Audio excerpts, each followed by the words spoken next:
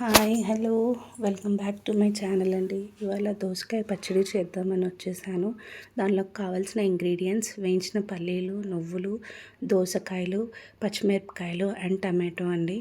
Next ఒక బాండి పెట్టేసుకొని దాంట్లోకి ఆయిల్ అండ్ నెక్స్ట్ జీలకర్ర వేసుకొని అది కొంచెం బాగా వేగిన తర్వాత వెంటనే పచ్చిమిరపకాయలు వేసుకోవాలి. పచ్చిమిరపకాయలని బాగా వేయించుకోవాలి.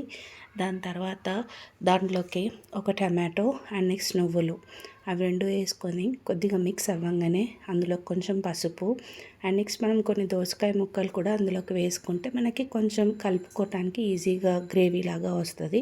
అవి కొంచెం మగ్గిన తర్వాత కొంచెం చింతపండు వేసుకొని బాగా ఫ్రై అయిన తర్వాత మిక్సీ పట్టేసుకోవాలి. మిక్సీలోకి ఇలా దోసకాయ గింజలు వేసుకొని పట్టుకుంటే చాలా బాగుంటుంది.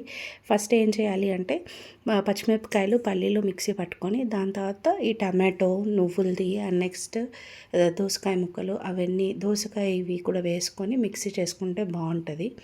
ఆ పచ్చడిలోకి దోసకాయ ముక్కలన్నీ కలిపేసుకోవాలి. కలిపేసుకున్న తర్వాత తాలింపులోకి పచ్చిశనగపప్పు, ఆవాలు, జీలకర్ర, ఇంకా మినప్పప్పు, ఎండుమిరపకాయలు, కరివేపాకు, కొంచెం ఇంగువ వేసి బాగా ఫ్రై అయిన తర్వాత ఇది ఏదైతే పచ్చడి ఉందో అందులోకి వేసేసుకొని కలిపేసుకోవాలి.